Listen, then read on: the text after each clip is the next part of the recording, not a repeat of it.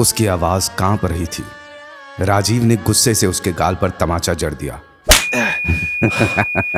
अब आई अकल ठिकाने? हाँ? अर्जुन की आंखें खुल चुकी थी। लाल गाल, सूखे होठ और हाथ अब भी जोड़े हुए, जैसे अंतिम प्रार्थना कर रहा हो। पर भगवान के पास अब उसके लिए माफी नहीं थी। राजीव के हाथों में मौत का फरमान था। राजीव ने उसका गला पकड़ा और जोर से दबा दिया। अर्जुन की आंखें चाकू की तरफ घूर रही थी। चाकू धीरे धीरे उसके चेहरे की तरफ बढ़ रहा था। उसका चेहरा लाल से नीला होने लगा। सांसें रुकी जा रही थी और फिर राजीव ने चाकू उठाया और अर्जुन के कान की तरफ झुक गया।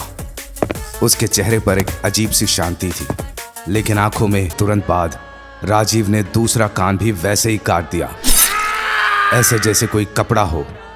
खून का लाल दरिया उसके दोनों कानों से बह रहा था। चेहरा लाल, आंखें फट गई थी और सांसें जैसे उसके गले में अटक गई हो। अर्जुन ने चीखने की कोशिश की, लेकिन सिर्फ घुटती हुई आवाज, दर्द भरी सांसें और लाचारी ही सुनाई दी। वो बस अपना सर पकड़ के सोफे पर गिर गया, जैसे अपने ही अस्तित्व के टुकड़ों को संभालने की उसी के नीचे जुड़ गई। राजीव का पेशेंस अब बिल्कुल टूट चुका था। उसने गुस्से में फोन उठाया और जमीन पे मार दिया। फोन जैसे ये कोई निशानी हो या उसके पाप भरी जिंदगी पे फाइनल स्टैंप। लाश अब ठंडी पड़ चुकी थी। उसके ऊपर मक्खियां मंडरा रही थी, जैसे किसी फीस्ट पर आई हो। राजीव ने हाथ हिला के उन्हें भगाने की कोशिश की, लेकिन अर्जुन जी, वो कोठा बंद कर दिया गया। मैडम ने शायद कुछ दिन डिले कर दिया इन्वेस्टिगेशन को। पेट खुला था, कीड़े मकोड़े अंदर घुस रहे थे। हुक्का पेट के अंदर डाला गया था, जैसे किसी ने उसकी रूह को हुक्के में भर दिया हो। पुलिस ने मीडिया को सिर्फ एक लाइन में जवाब दिया, it wasn't just murder, it was a message. Arjun police में था, लेकिन एक पापी इंसान भी। ना सिर्फ कोठे की लड़कियों का शोषण, बल्कि अपने घर की औरत का भी। एक सफेद, खूबसूरत लेकिन जख्मी पत्नी, जिसके शरीर पर नीला और लाल दर्द था। एक छोटी सी जेल में बंद 2 बच्चों के साथ।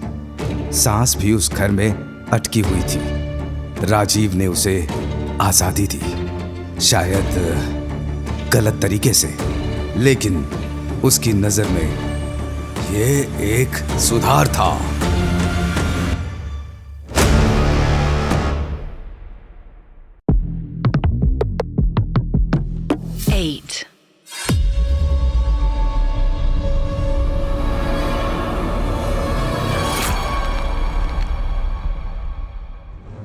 राजीव बोल रहा था, जैसे उसके अंदर सालों से दबा हुआ समुंदर अब तूफान बनके बाहर निकल रहा हो।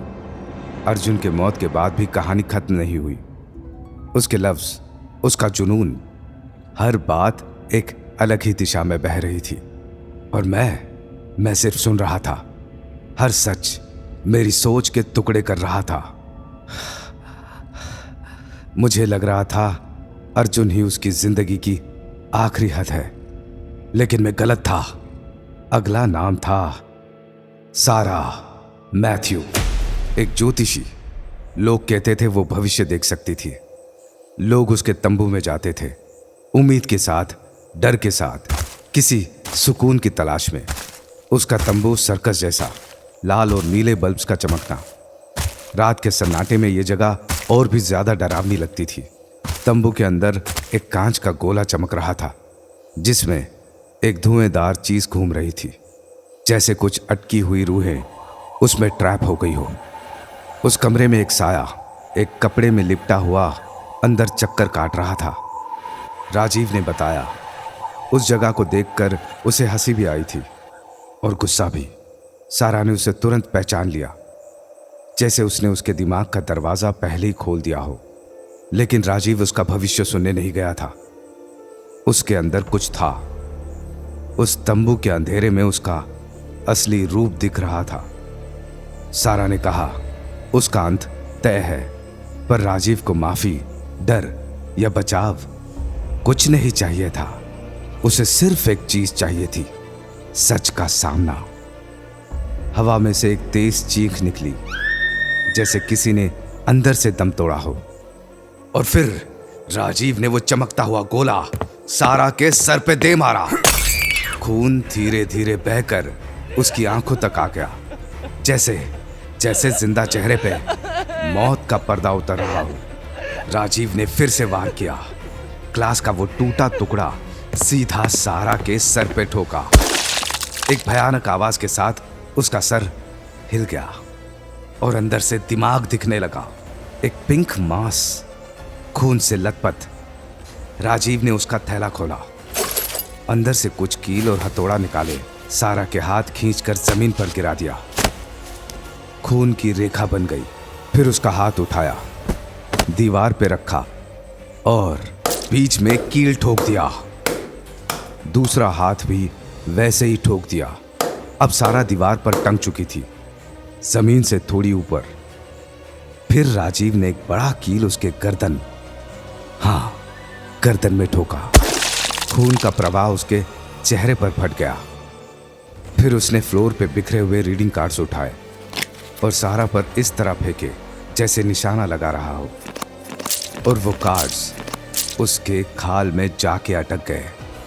एरीज, जेमिनी, लियो, लिब्रा। और फिर शुरू हुआ एक और रिचुअल। राजीव ने एरीज का निशान उसके लेफ्ट शोल्डर पर काटा। तीखे टेढ़े मेढ़े कट्स, एक क्रॉस जैसा पैटर्न, जैसे कोई लाल सिग्नल हो मौत से पहले।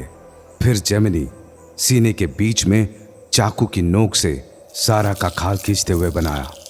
2 चेहरे वाली औरत, 2 जिंदगियां और एक झूठ। लियो का साइन उसकी थाई पर, जैसे कोई पुरानी कुल्हाड़ी, उसके भगवान बनने के ख्याल का नंगा सबूत। पाइसेस दूसरे थाई पर घसीटता गया।